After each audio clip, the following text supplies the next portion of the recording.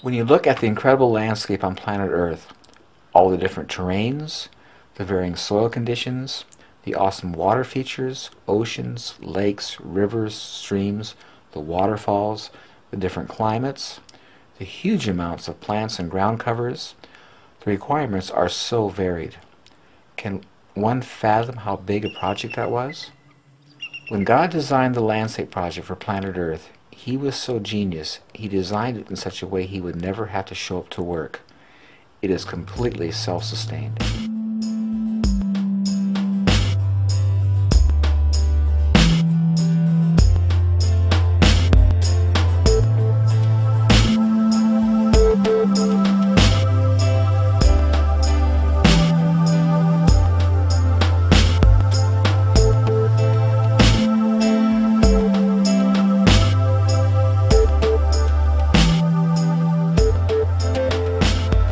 My name is Paul Gauchi, and I was raised as a gardener. My parents grew all of our food in Los Angeles as I grew up, and I remember as a 5-year-old kid, my dad on Saturday morning waking us up and saying, well, we got to head off into the to the horse stables to get some horse manure today. So we went down to a rental yard and got a trailer and went to the horse stables and loaded up manure and came home and spread it out in the garden and spaded it in. And as kids, we wore shovels out, spading in heavy clay ground, mixing soil and having a garden. It was wonderful growing up because every time we were hungry, we could go outside and pick fresh vegetables and fruit all the time. And just down in California, there's nothing you couldn't grow, so it was just, we had it all year long. So it was really great.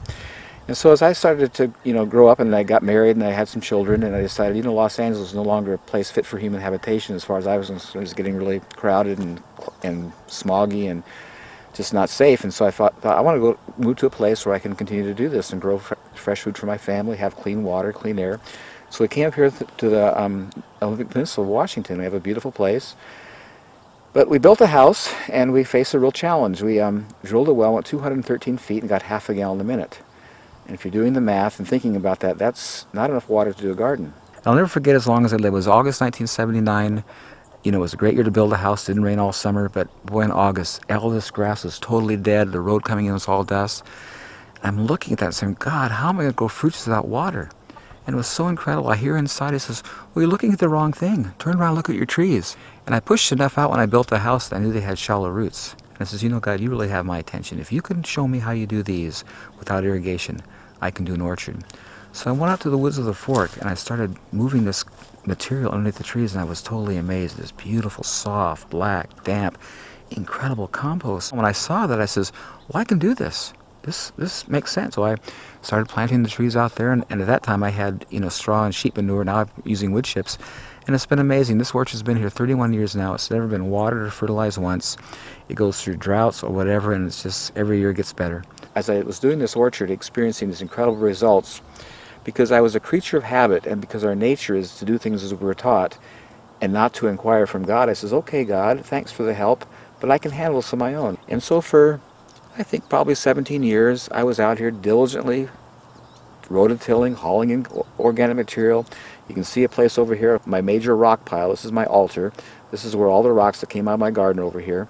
And I'm just doing this stuff, and I'm feeling I'm on this treadmill, just running in place, going nowhere, feeling like, how am I going to keep up with this? Every spring, the ground is totally muddy and wet. When I tilled it, it turned to weeds in 5 to 7 days, solid green with weeds.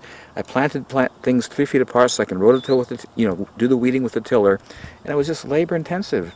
And one day I got out my orchard, I don't know what motivated me, I got on my knees and I started moving these wood chips.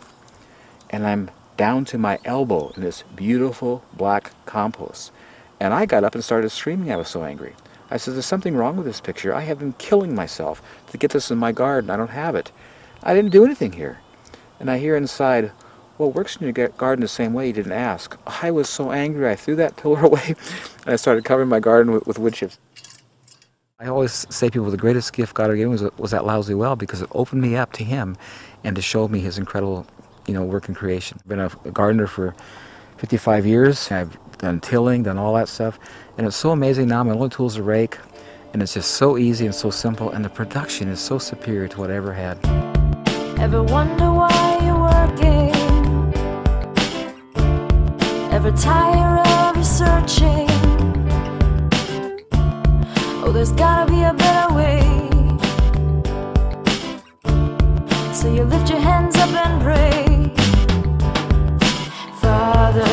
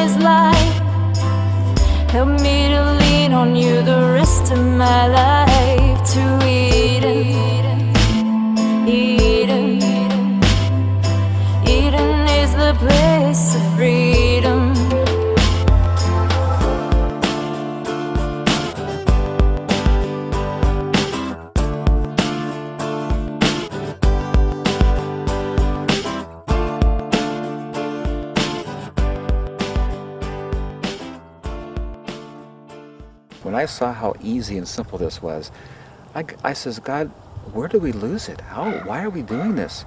And it was so interesting. He took me right back to Genesis in the beginning. And if you look at in the beginning, when Adam and Eve were in the garden, they had this beautiful, relaxing day in the garden. And every afternoon and evening, God would come down and walk with them through the garden. And I'm sure as he walked through the garden, he would just share with them things that they saw in the garden that day about himself. Did you notice this? This is my character. This is all about me, kind of thing. And I'm sure they just had this incredible time, totally relaxed, no stress, every day. But when man sinned, the scripture said things are going to change. And the wording is, by the sweat of your brow, you're going to raise food. Thistles and thorns and weeds are going to compete with you.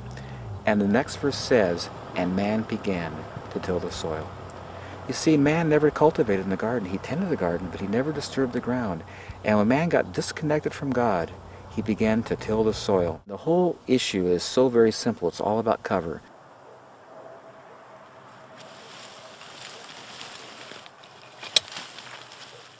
Nowhere in nature where man has not been do you ever see exposed dirt. That only happens when man comes and takes the cover. Everywhere in nature where man has not been, it's either covered with needles and leaves or grasses, but the ground is covered. And the reason is because the ground is a living organism. And as all living organisms, such as ourselves, we have skin to protect us. The animals have fur. Fish have scales. Birds have feathers. And the soil is a living organism.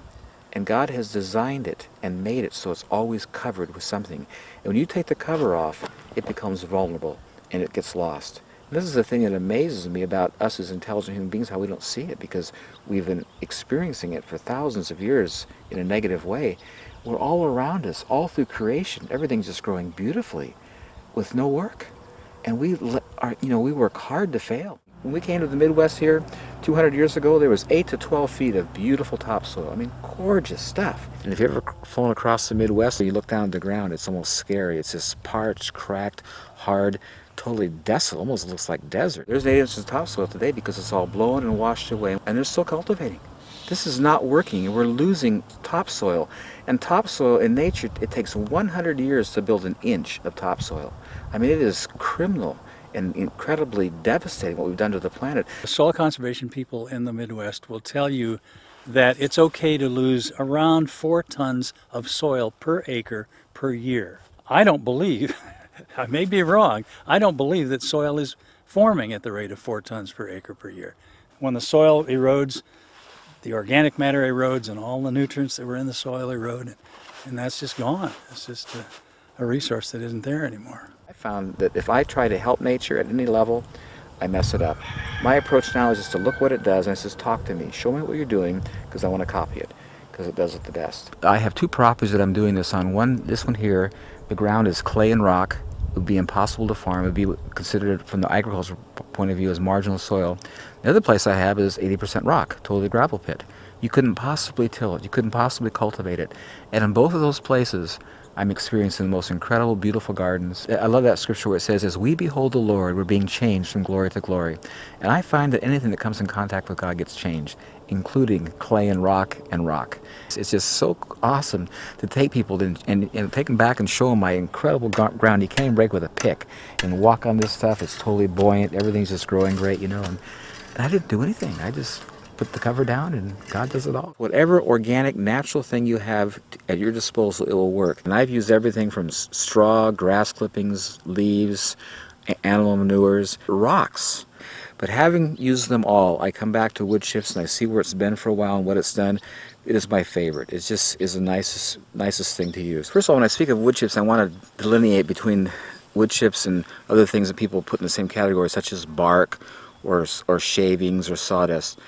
Wood chips, when I say wood chips, I'm referring to branches that have been chipped. Branches of trees, which is about 90% needles and leaves, that have gone through a chipper or a tub grinder. You want to get it from the source, you know, either a tree service or someplace who has a good amount of it, and because the bag's just too small and too expensive. If you live in an area where you have local tree services, people that are trimming trees or taking them down, I would just get in the phone book and look for those kind of people, and that would be a great source. In most cases, to them, it's something they've got to get rid of, and so they're looking for places to get rid of it, so it shouldn't be a problem. Just this whole area you can just fill. Just pack it in tight. As much as you can bring, man. I'll use it.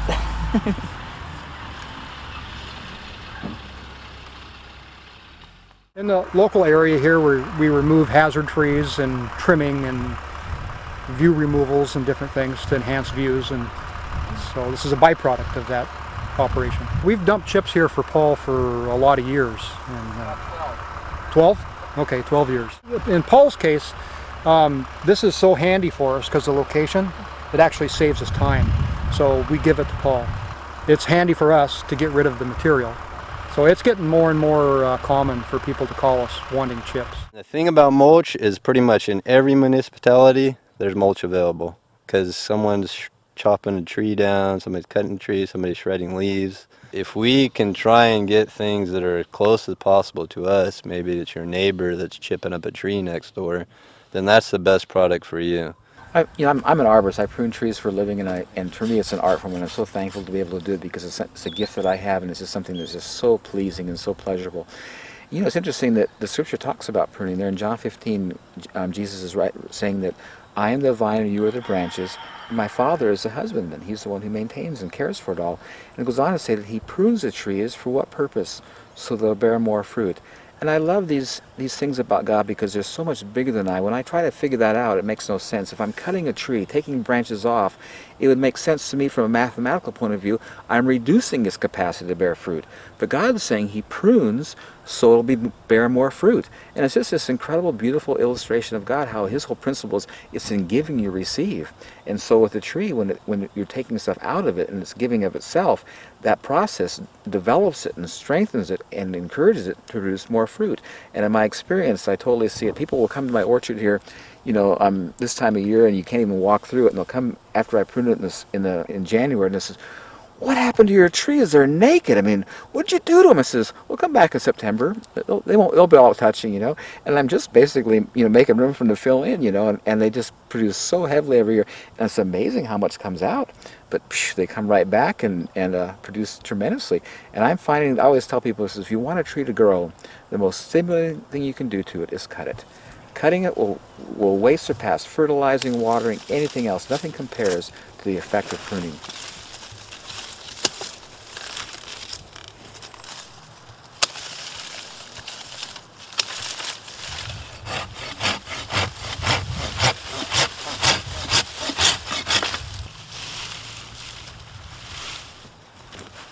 Every time I prune, I've got all these nice, always good branches to chip up and put back, and every year it happens over again, and it's endless, and it's totally free, provided by God. And it's just, again, it's such a beautiful picture of his character.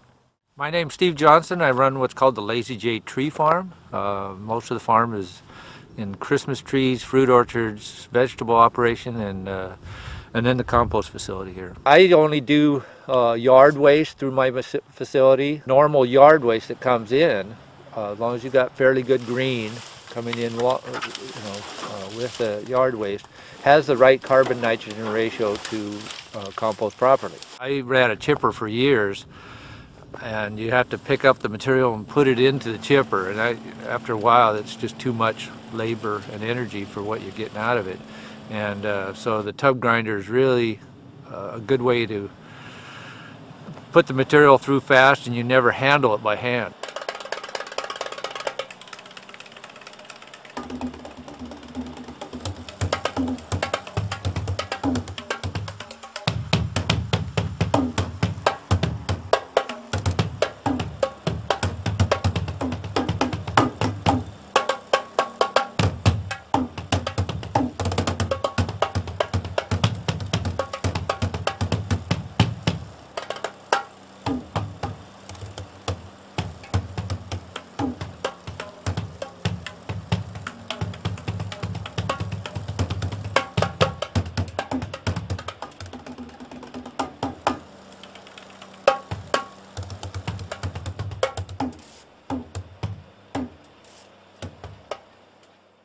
It takes a lot. It takes a lot of material to farm with it.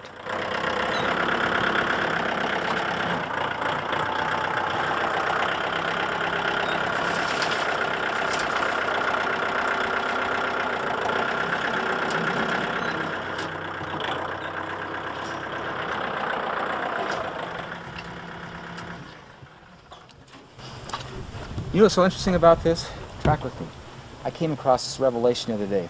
These wood chips, when the wind blows, don't move. No, they stay there. And they're lighter than dirt. Exactly. You track with that. That's bigger than me. And I love it. It's nature. It's so awesome how the creator designed this. I mean, there's no tilling, there's no digging, there's no... This is it. This is the only tool I need. Man, it is awesome. My roses love it. Everything loves it.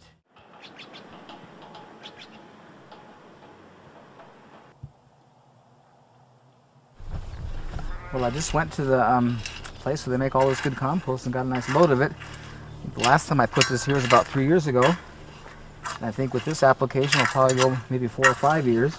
I'm finding that this stuff is like compounding interest. It gains in time, and you have to put less and less down as time goes on. Look how the leaves, I just love the color of them, and just how succulent and healthy they are. There it is. There's 2 words I want you to think about when you come here. Sustainable permaculture.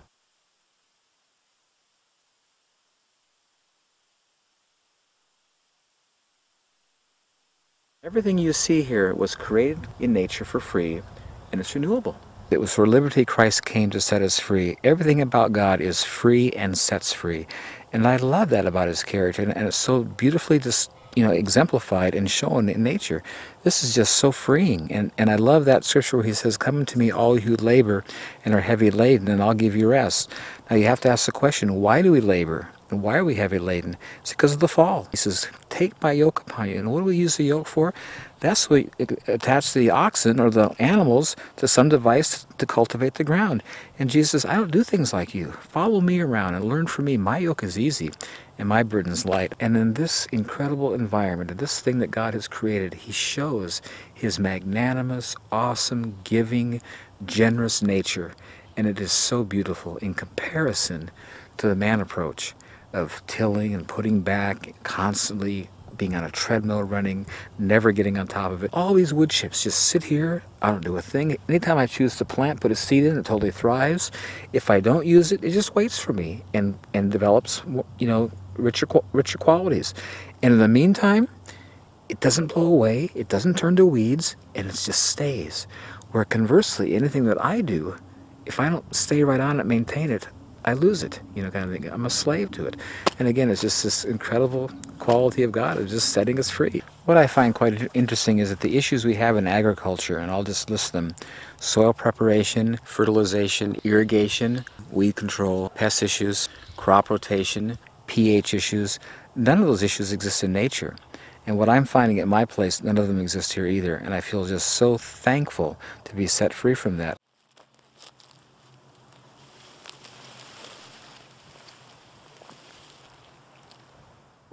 Soil preparation, when you put the wood chips down, they never compact. They're always soft. Every year I come out to my garden, all I need is my rake and just grate it out, make a little groove and plant my seeds. Because the air is always present, because it never compacts, it never has to be prepared. You come to a place where you've got you've gardened, and your garden at the end of the year is all hard again. So you bring in this really nice organic material, fertilizer, manures, whatever, you till it in, you got this really fluffy, nice, aerated material, and think, you're so happy. Oh, what a nice garden. You get out in your rake and you plant, your stuff comes up. As the year progresses, when you get to the end of the growing season, that ground is right back to where you started. It's all compacted and hard again. And here's what happens. I use the example of a fire. To get a fire to go, you have to have 3 ingredients: ignition, fuel, and oxygen. In the soil, nitrogen is always present. That's the igniter.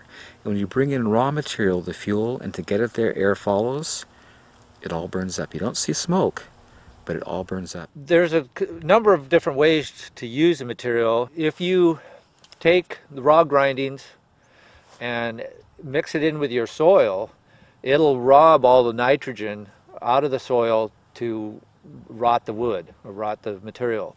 So you don't really want to do that.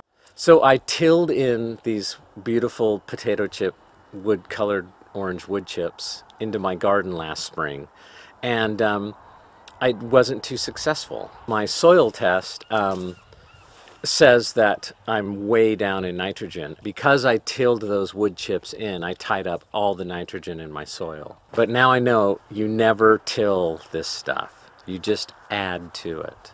which was the mistake I made. So by getting the faith back and going back to what Paul has taught me, I think this is going to work because it just is simpler, right? Basically, what soil needs to survive is the same as us. It needs air, it needs water, and it needs food. It's a basic principle for all life. And so when you take mulch, for example, which is true in the forest, because there's not just one grade, like someone didn't go through and sift it and it wasn't always all coarse material or it wasn't all fine material. There's all what they have like macro pores. So there's all these different air pockets through the soil. And so what that does is it keeps the top part of the soil and even further down oxygenated. And so there's that oxygen available, the microbes and the earthworms come up into the soil, and then they can actually deal with that material and break it down. Normally when people think about mulch, they might think about what they call bark nuggets, which are just big chunks. It has to have different sizes of actual material. You have to have small grades, you got to have things like needles, you got to have things like chips. You can't have just one standardized size and expect that to do the same as what, I mean, if we look at what Paul's got here and I dig down, there's probably, I don't know how many different sizes of chips all the way down to what the finished product is, which is soil or organic material to the point where it's, I mean, that's what you're going for. Now, if I took and I multiplied this by a couple hundred times and that's what I was using, it would break down, but it would take a lot longer, and the ability right away for it to help out diminishes. I started off with alderwood chips, which are kind of big potato chip sized chunks of wood. This has been here a year, and it hasn't broken down yet. So I don't think this is what Paul's talking about. It would have taken too long to break down. And the other main thing that they're finding with a lot of different trees, grasses, plants, vegetables, compaction levels. A true healthy soil is not compacted, and when it does get compacted, it loses the oxygen, like those macro pores we were talking about. And you get an area where it becomes what they call anaerobic, which means the oxygen level is too low for the microorganisms to live. We're dealing, as I said earlier, with compaction here on our farm, and certainly we're growing root crops to help alleviate that problem. What we're also doing is adding wood chips on top, knowing that they're going to break down slowly over time, create fines, and also work into this compacted soil. So it's kind of like a passive tilling almost that's occurring, which is a really exciting prospect to think that we don't need the heavy machinery or, you know, the heavy disturbance. We can just keep adding and it'll work itself out. I have used the raw grindings, and there's a number of people that do this, is just keep it on the surface. You're basically sheet composting, and it's more of a mulch than an additive to your soil. I have a tendency to compost between 10 months and a year. The compost itself, once it's composted, and then the screen material, you can use that several different ways. You can plant straight in it, which is, there's a lot of people that do that, or you can just leave it on the surface as a mulch. Compost does a lot of wonderful things besides just nutrient benefits in your soil, worms and beneficial fungus that's in there. You'll just see the plants just love it.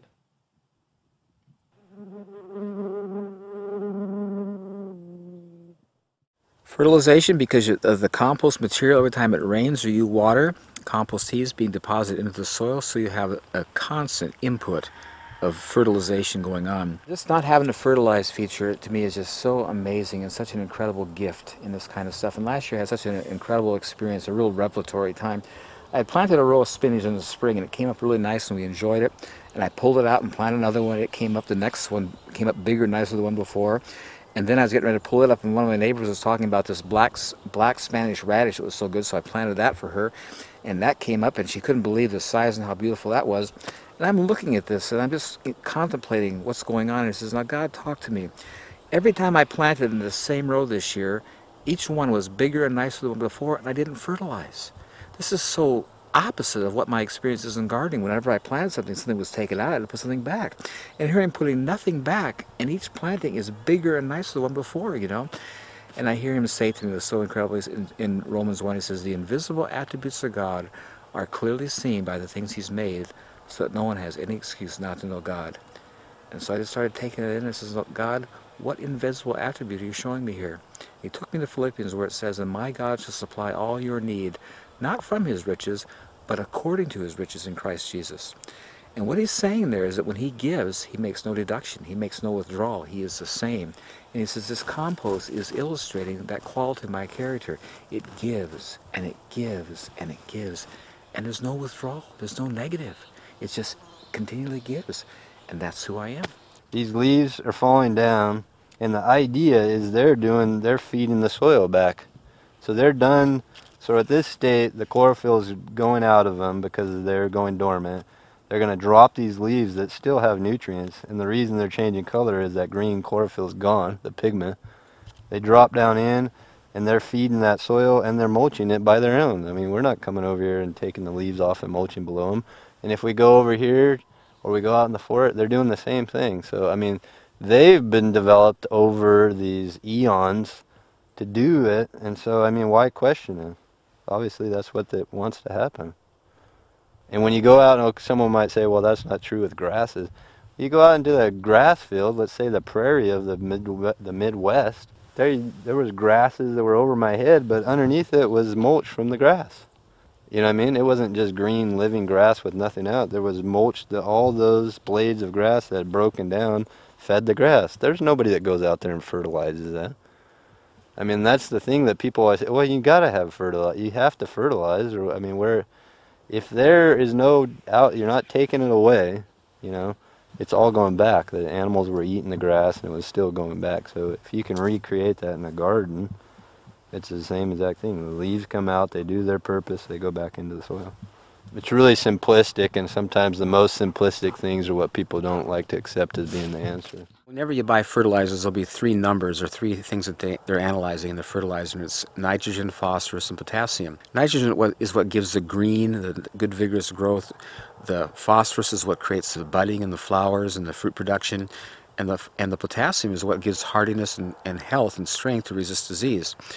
And all those things are important to be in the soil for the health of the plant. Chemical fertilizers, even though they have the numbers that say they're adequate in these features, do not have minerals, and so the plants that are growing without minerals don't have those in them, so they don't have the nutrient qualities that plants that grow in organic soil do. The minerals simply aren't there in the soil anymore, and so it'll take up what it can get, but it isn't there to be gotten, and so you end up with a fruit or a vegetable or whatever it is that simply isn't as nutritious as it once was when we had more fertile soils.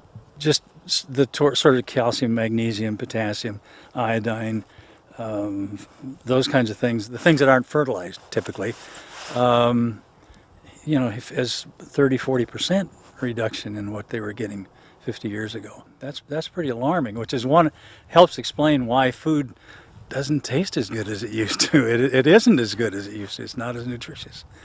I always go to that scripture where God says it's good for a man to bear the yoke in his youth. God's saying up front, if you're going to have anything of value, you've got to work for it.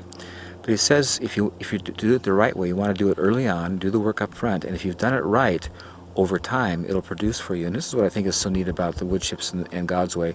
You see, when they came with chemical fertilizers, they told the farmer, you can have this immediate lush growth now. And they were right. What they didn't tell you down the road using these chemical fertilizers, that every year you had to use more and more to get the same effect, and your ground eventually became sterile. When you use the organic approach up front, it's kind of a lot of work to bring in those wood chips because, you know, you got to cover the ground. It takes a lot of cover. But over time, what I found at my place is that you start having this incredible gain. Initially, you put a lot down, and you have to, you know, in a few years, you got to put it back again. But I'm finding that each time I put a layer on, it's a lot longer before I have to do it again because I have this incredible base built. And it's like you have a foundation that's just growing and getting, you know, better and better. So over time, you're getting a higher and higher yield with less and less input, which is how it should be, because you get older, you have less energy, and you want to get return for your effort, and that's God's way. That's how he is. I love that scripture in this. It says, "Do not despise the days of small beginnings." You know, and I just encourage you to be patient. Nothing happens of any value quickly. Things that are of value take time, and the beauty of this process is that as time goes on, it just becomes more and more valuable. So, you know, if you don't expect miracles at first, because it's going to take a little bit of time, and as you plant things and you feel they're not doing as well as you'd like, then you can use fertilizers to supplement. Eventually you won't have to, but initially you might, and that's okay, because you've used them anyway before this, so you can continue to use them now. Good organic manures, if they're clean, work well. But as it goes, you'll find that you won't need to use those fertilizers, and you really have an investment that cannot be compared to what the rest of people are doing in dirt. You got horses, you get horse manure, that's a given. Not too many constants in life, but that's one of them. You got to get rid of it. Okay, so what do? We clean the stalls, we take it out, we dump it in a pile. People want to use it for mulch. It has to be kind of a superior product. So what we do is we feed Eastern Western hay. It's professionally grown, and there's no weeds in it. And that's really important, because weeds, the weed seeds will go from hay, will go through a horse's body unhatched, undeveloped, and come out, and you'll get weeds. We use fir and hemlock shavings, so they decompose very rapid, as opposed to using cedar, which decomposes or doesn't, you know, very slow. And it's so simple, even I can do it. You just make a pile, and then I don't haul anything unless it's at least 6 months to a year old. In our garden up here, our experience has been, you can plant right in it, you know, because it's chips that have dissolved, as well as the manure and so on. So we've had really good luck that way. It would not be good in the garden without being decomposed with something else, you know. That's a common complaint if you use straight horse manure. I'll go get some and show you a sample of it.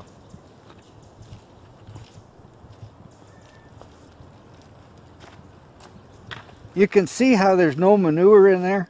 It's all decomposed, and this is gradually decomposing also the same way. And as you use it, you'll notice that each year the soil gets better, you know. Especially if you, like Paul was saying, where you put down a ground up wood chips type thing and then cover with it. It makes a sustainable program. It's a recyclable thing, and then of course the vegetables or the flowers or whatever you have grow. They die for winter. You put more on. It's a circle type thing. Yeah, and it makes you feel kind of good, because ecologically it's pretty darn sound, you know. Our culture is so wasteful, and so most people think, well, get rid of this wood chip stuff, get rid of it. You cut stuff in your yard and stuff. One of the things that you probably know about Paul now is that any waste out of his garden goes over into the chicken coop or into the chicken pen.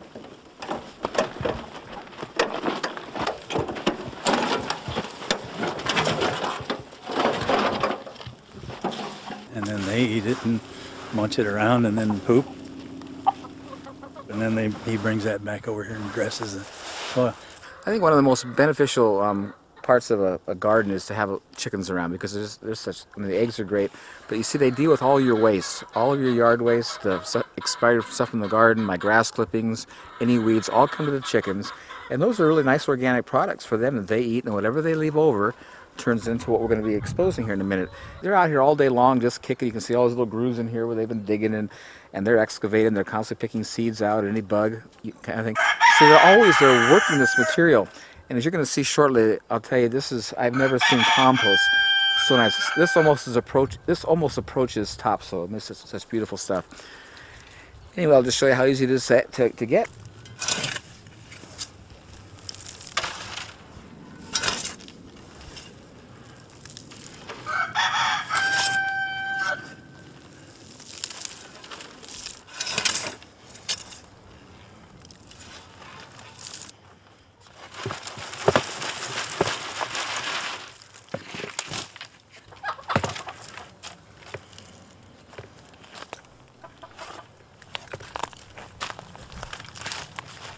You can just see what beautiful stuff this is. I mean, look at this stuff. It just won't compact. I mean, this is the ultimate topsoil. And it's all just good compost from my yard waste. I always say that my chickens are my soil manufacturing plant. The eggs are just a bonus.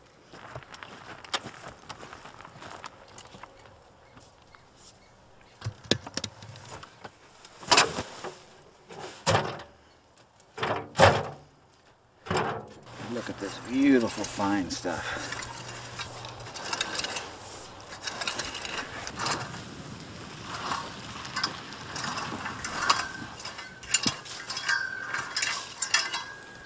There it is, pretty quick. Somewhere down there there's a soil, and that's good, you know, presumably the soil has been protected, and in the meantime it's been breaking down and getting a little bit richer with time. But this mulch that is on top is basically organic matter. And that's one of the things that we're losing out of our soils around the United States is organic matter. Organic matter is wonderful. It holds the moisture up there. It's like a sponge. It just holds it there and it just sits there. The plant can stick a little root hair in the water and it sucks it. It's just like a straw about this big around, you know, it just comes up real easy. And plus being in contact with that organic matter, it's got plenty of minerals, plenty of nutrients, lots of nitrogen and all that sort of thing. It's quite interesting. People always ask me, well, what your soil's like if they tested this? I said, well, I've never tested it. I've already seen where I came from. It's getting so much better that I've just been really happy with my results. I think this is really neat. They did a soil testing and we were actually able to see that all this stuff, I mean, the soil completely is over the top as far as, you know, nitrogen, phosphorus, and potassium, which is what the plants have always indicated. But it's just nice to see that scientifically this, you know, meets the criteria. It's what it looks like. Every year in the same place I get a higher and better yield because the compost is being deposited into the soil via rain and water as a compost tea, and it's just like the soil is the bank, and it's a real descriptive of like compounding interest. Just gets better and better and better, and the beauty is I do nothing. Irrigation, well, the rain does great, as it does everything out there. Nature does everything with rain, and so it is here. Now in the summertime when I'm planting seeds out in my garden because it's dry on top, I'll water initially to get them up. But once they're up, I stop watering. When you go to plant and you pull them aside, if they're not wet, you want to water because seeds have to have damp ground to sprout in. And so this, you know, whatever state it's in when you go to plant will indicate whether you need to water or not. Irrigation is a big issue these days, especially with places where there's not much water or places when there's too much. Although we're in Washington, the evergreen state, you know, it's known for having lots of water. Here in the rain shadow of the Olympic Mountains, we're getting about 16 to 18 inches of rain a year, which is very dry. And of course, that dry season is the growing season as well. And so, you know, the importance of efficient water use is just, you know, at a maximum. There are a lot of problems with irrigation. One is that it's a lot cheaper or easier. It's a lot easier just to waste water. Spray the water through the air or dump too much water on the ground and it'll infiltrate and it'll sort of disappear, and so you're not bothered by it. But I think the last thing I heard was that irrigation on the whole is something like 50% efficient. It's, you know, about 50% of the water is getting to the crops. And now that water is getting scarce and we're running out of water in a number of places around the world, we're actually the North China Plain, for example, lots and lots of those farmers are going out of business every year. The idea that we can use wood chips and reduce our water use by 95 to 99% is just really exciting. That's something that my friend Paul has proven over the years, and something that we're doing here as well now. Even in the short time we've certainly seen water holding capacity and growth attributable to, you know, the fact that we've heavily mulched, you know, a lot of our plants. And you see how it's damp down in here, and see these tomatoes have never been watered and won't be watered all summer. You can drive a truck on it, it won't compact, and it just gets better and better and better. Here, have some of these tomatoes, they're starting to get ripe. This is what I get so blessed by. Look at this. Look how damp this is. And this is August. And it's going to stay this way. This will never dry out. And this is why I don't have to water. Where in dirt, you won't experience this. It's going to be compacted on top. You dig down, it's dry. But look at this beautiful material. You know, and I find it's quite interesting in my experience. I have a place here that I have a pond, and I plant my potatoes down there because they like to be watered. And I find that things around there grow so much better than they do when I water from the top. And I'm realizing that in the beginning, before the flood came, there was no rain. Everything was water with water coming up from the ground as a mist, and that is the ideal way to water. It's the ideal, and I think in Psalms it talks about a tree that's planted by the rivers of water that brings forth its fruits in its season. Its leaf also shall not wither, and whatever it does shall prosper.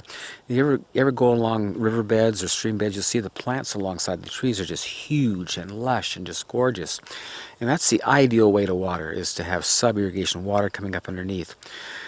And I think it's so interesting, in nature, the ground, it maintains and holds that water, so it's always there. It's always available to plants on a continuous basis because of the capacity to hold it, And watering from the top is so counterproductive in a garden situation because that's just, not as effective as, sub-irrigation or material that holds water, so you can just live off the rain. The rainwater is a superior water. Groundwater never compares to the benefit of good rainwater. And if you've ever done a garden, you see after it rains, everything just grows great. Nothing like when you watered. So if you can live on that, that's the best. You'll find with wood chips the incredible advantages. There's no sponge that'll hold water like wood chips. I'm amazed at the water it holds. And for example, we live in a place where just 70 miles down the road there's a rainforest. It gets 15 feet, I'm not saying inches, 15 feet of rainwater a year. And when you walk in the woods, the forest there's no water under your feet. It's not spongy, it's not damp, it's damp, but it's not soggy. And it's amazing, those wood chips totally absorb that kind of water quantity. Another thing that's amazing about wood chips is when there's not enough, like it's like now if you look at my grass out in the front there, it's all brown, but in the wood chips in my orchard, it maintains the moisture. And here's the incredible thing about God in His design. When there's too much water, the wood chips displace it, and when there's not enough, it retains it. And at that point, I'd have to check out because that's too big for me. The idea is with something like what Paul's got going here, is you're creating a layer over the soil that can act as almost like a blanket for the soil, so that the moisture level in the soil is staying up to the levels it should be. If this was blank and there was no mulch, 9 out of 10 there's a lot of runoff. I mean, there's water, just normal rain is taking any nutrients that are above and either leaching them away or leaching them down into the soil. Where this mulch, when the rain's hitting it, it's stopping right there, it's slowly working into the soil. The microbes and everything, the bacteria, the earthworms, everything that's living under that is protected. And then they are slowly decomposing that mulch down into the soil, which is the food for the plants. Water is such an important thing. We couldn't live without it, and I think it's quite interesting the ratio and how it is on the earth. 75% of the earth is water. Our bodies are 75% water, and what I'm finding in my produce and fruit, it's 75% water. And I'm seeing a real connection here and a real balance. And what's interesting in plants that are growing in dirt that are irrigated with water, they don't have that water content. And I've discovered the reason is that we see in dirt, because it's compacted and hard, roots can't develop like they would like to, and so they're pretty compacted and not very spread out. But in this environment where there's so much air in the ground and it's so porous, the roots just spread everywhere. And because you have this very large root system, it's able to take up all this water. I've always said that the amount of water in the ground has nothing to do with what's going into the plant. Because you could have, heavy clay ground, which is what I have here, and I could be watering all day long, and it's not going to go in the plant because the ground's so compacted, there's no root system. But in this stuff, because the ground is so porous, I don't need to water at all because the roots are everywhere. Drawing such a wide area, they're taking up such a huge amount of water, so it doesn't matter about how much water is in the ground, it's because of their capacity to take up. And that's what's so key, and that's what I just find just such a pleasure. Anything I pick, you break it off or you bite it, and just juice and water just flows out of it, And that's how it's supposed to be. That's really the design. And it's just so important for us to be hydrated with our food and to be getting enough water. And like I say, the stuff you buy in the store, it just doesn't have that water content. Oh, this fennel is like, I can't even describe it. Isn't it awesome? It explodes in your mouth. It's amazing. But everything, you see all the water in that? It's all about roots. You know, you got to water 2-3 times a week depending on what the temperature is, what your soil is, and sometimes more if you have sandy soil. And Paul never waters. Never waters. It's, you know, it's you go out there and it just blows your mind. Just blows your mind. You see, because the compost holds the water so well in the ground, I don't need to irrigate. And because I'm not irrigating, it just stays totally weed-free, because when the weed seeds blows in on top of these dry wood chips on the top, they can't germinate. And the other nice feature is when you go to pick vegetables, it's not muddy. It's not got dirt all over. It's totally clean because I wasn't watering. And when you walk on it, it's nice and dry. There's no mud. It's just such an incredible benefit not having to irrigate continuously. And they noticed, like when we started getting some rains, all of a sudden these little weeds started popping up in places. So you see, those seeds were here all summer, but now that it's starting to rain, they're going to come up. You know, I just take my rake and rake them out. It's not a problem. They don't have a lot of, you know, a huge amount, and they're very easy to control. But it makes such a difference when you don't have to irrigate continuously as far as your weeding issues.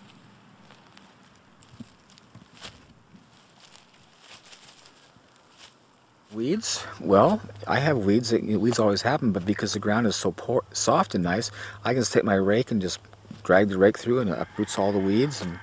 Or if I have to pull them, they pull out really easy. And it's kind of fun pulling here because it's just, I enjoy seeing the great root systems and just how nice everything does. So, and it's great.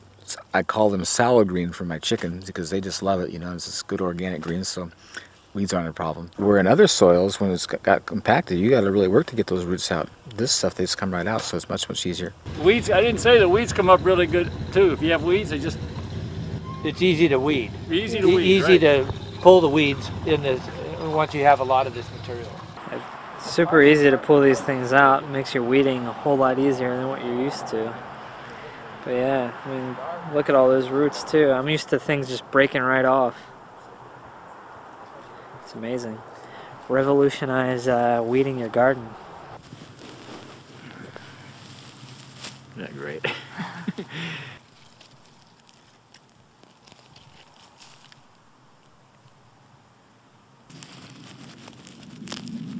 Look at that good old root. So it just makes it such a difference when I used to get down and have to pull weeds, and you have to get a tool to get underneath to get the root because they break off. The blade goes straight down next to the dandelion, and then I just simply pull back like that. Broke off. No, I got pretty much all of it. When I used to till this, it was just solid weeds. Blows my mind because it's just like this was the same space. So the same wind, the same seeds are blowing across here, but because of the cover, I don't have the issue. This is one of the reasons why organic food is so expensive, because of the incredible labor-intensive weeding operation. They have to, you know, get down and pull all those weeds because they can't use herbicides. This is a beet bed, and highly intensive labor to weed it, just to pick out the weeds and thin them, because there are weeds out here. We take about 4 hours per bed. A 3-foot by 30-foot carrot or beet bed take about approximately 4 hours to weed. I was for years in God's face trying to figure out what weeds are all about. I says, how come I have weeds here? I've done my best to get under your, how come they're here? And he came back so fast it almost scared me. He says, they're not your weeds, they blew in for your neighbors. They're cultivating, and they're creating weeds, and the seed blew into your place.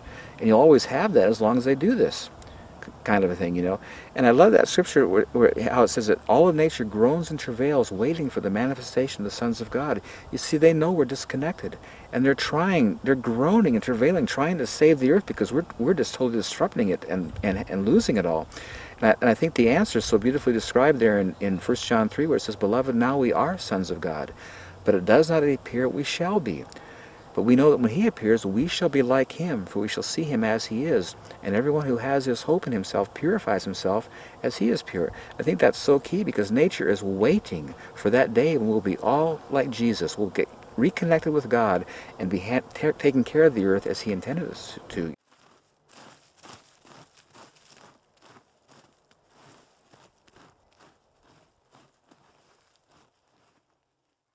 You know, occasionally pests will come in nature and will defoliate a few trees every now and then, but not serious enough that it causes any great losses, and nature always overcomes.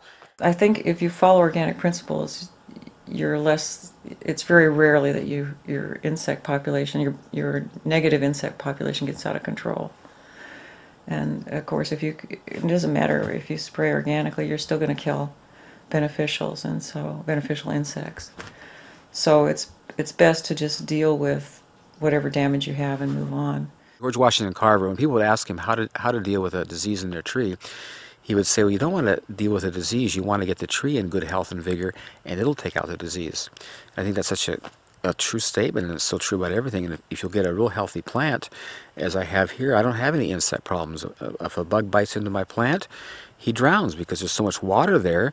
He just is infused with it, and he wants cellulose and fiber, so he goes somewhere else to find a stressed, dehydrated plant to eat on because he can't eat on mine because there's too much water. So if you have a healthy, vigorous plant, insects are not a problem. As plants became weaker because of chemical fertilizers, insects began to be very overpowering and would take out huge amounts of plants. And so they stepped up to the plate and created insecticides. What they didn't take into account was that the Creator designed everything in nature to be overcoming, and as these insecticides would come in contact with these insects, they would mutate and develop opposition to it, and the next generation, those insecticides didn't affect, and so it's not a problem. So they have to keep improving and strengthening the insecticides. Well, what's that has progressed to today is that the insecticides are so powerful, so potent, they're killing the plants. And so what they've done to solve that problem is now they're using genetically modified organisms where they're changing the DNA of the plant and putting the insecticide into the plant. And I don't know what, if you're following this, but this is not going to end. And if you just, it amazes me how people, think these days, if something is in a plant that's going to kill insects, it certainly can't be beneficial for my body. We have to decide if it's acceptable to take any one piece of the puzzle out and it'll work. Like GMO crops, that's my perfect analogy for that. You can't take a DNA strand and start pulling pieces out and putting in different chromosomes and expect for that to achieve just one thing. Oh, it's just going to make it resistant to Roundup. Well, guess what? When you do that, it changed something on the other side. It's like a bubble. Pressing in the bubble, it distorts somewhere else. So down the road, and so I guess what I'm going back to is we have to keep thinking of a holistic approach on any of this. You can't just take one piece out and think it's going to be okay. And the mulching idea is just adding something back. Several years ago, I read an article that really got my attention. In Japan, the typical consumer would go to the store, the produce market, and pay 30 to 50% more for vegetables with bug bites. And their rationale was that this food is safe to eat. The stuff without bug bites is so poisonous the bug wouldn't eat it. And they're right. This is what's so pathetic about our culture. We're so cosmetically oriented. If we see a little bug bite, a little wilt, oh, don't touch that. That's not good. We want this really pretty, good-looking stuff. But we don't realize that those things are all part of nature. They happen, and you can cut around it or you can get rid of it. But, to be so put off by a bug bite and then to create food that's so poisonous that the bugs won't eat, and then you eat it, is not very smart, not very good for our health. My name is Edith, and I think living here in Sequim now for 22 years. This is the most beautiful place so far because you have always that fresh air. Sequim, and then the mild winter. Of course, the mild winter is also bringing along all the little pests that bother us, but Paul has found through the mulching, you have much less problems with the insects. Well, the thing about pesticides is that, whenever you use a pesticide, whether it's organic or inorganic, you're killing good insects as well as bad. For instance, when you have aphids, ladybugs come in right after to control them. And so my feeling is I don't want to kill them, I don't want to kill bees, and so I'll just live with the pests, for that period of time, and it's not a problem. Crop rotation. If you look at nature, plants go to seed and the seeds fall in the ground, and they do it every year, decade after decade, century after century, and there's not a problem. But when you cultivate and you have exposed ground, you've got to move crops around because you'll have disease issues and problems. I think I've got the classic example down here at my pond area, where it's a nice, good, low, wet spot. I've been growing potatoes now 16 years in a row in the same place, and they come out nice and clean every year. Today we're going to harvest some potatoes, and that's one of my favorite fun things to do because it's such a pleasant, surface to be on. The potatoes come out so clean and nice, and it's just fun, And as I'm harvesting, I'll also plant, and my harvesting and planting is all done at the same time, and it makes it so simple and easy.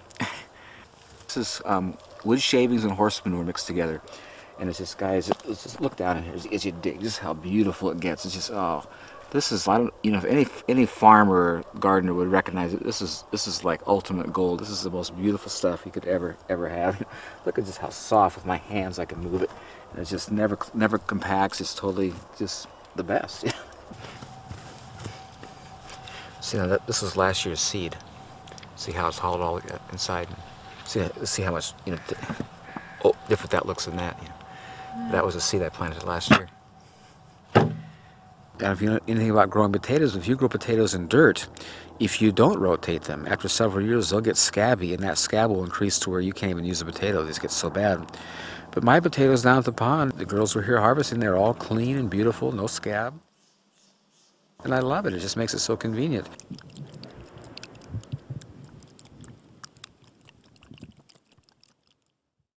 pH issues. You know, I have over here at in my herb garden, I've got blueberries, which everyone knows is a very acid-loving plant. But right next to it, I can grow Swiss chard or cucumbers or anything else that's alkaline, and it does well too. So here I see again all those things that we work so hard to correct: soil preparation, fertilization, irrigation, weed control, pest issues, crop rotation, pH issues.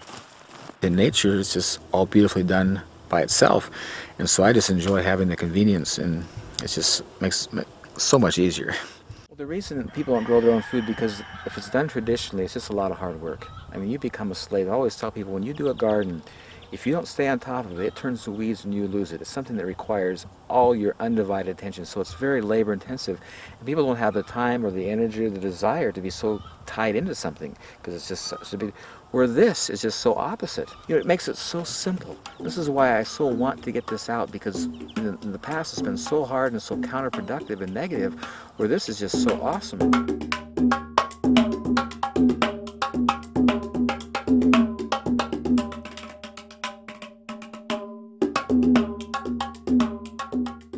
We're in Southern California, in the South Bay area of Los Angeles, in a town called Palos Verdes. Southern California only gets about 13 inches a year, even in a normal rainfall year, and we've had drought for the last 4 or 5 years. And what we've tried to do is find interesting California native plants and plant them around the garden as much as possible, and then more recently vegetables, and see how they do in this area. We've basically taken the existing soil, which is pretty dry, a mixture of adobe and clay and little rock, and added mulch as much as we can to make it richer. Certainly we hope that plants will grow more healthily and more readily with less water, and so that's kind of an experiment. This is actually soil that we've worked a little bit, but has lots of hard particles and doesn't work very well for plant roots. So definitely getting it more moist and adding some compost on a regular basis is important. In Southern California, it doesn't get terrifically cold in the winter, but it can get quite hot in the summer, and it's definitely a way to hold in the humidity and to keep the soil from drying out so much during the hot months. Well, just recently we learned about a source of covering through the Los Angeles Sanitation Department. They are taking the green recycled clippings and yard waste and those kinds of things, and grinding it up and making it available at I think 6 or 7 different sites around the LA basin at different times during the week, and just come and pick it up. So we've done that a couple of times now, and getting big barrels full of free mulch is great.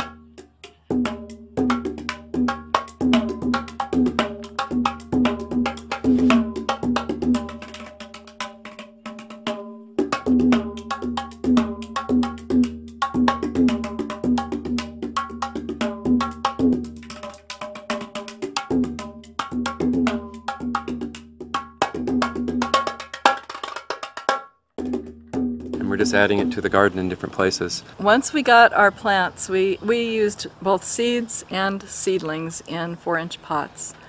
We cleared away the wood chips we had laid down on the original soil, just in an area big enough to dig the hole into the existing soil. Then we put the wood chips back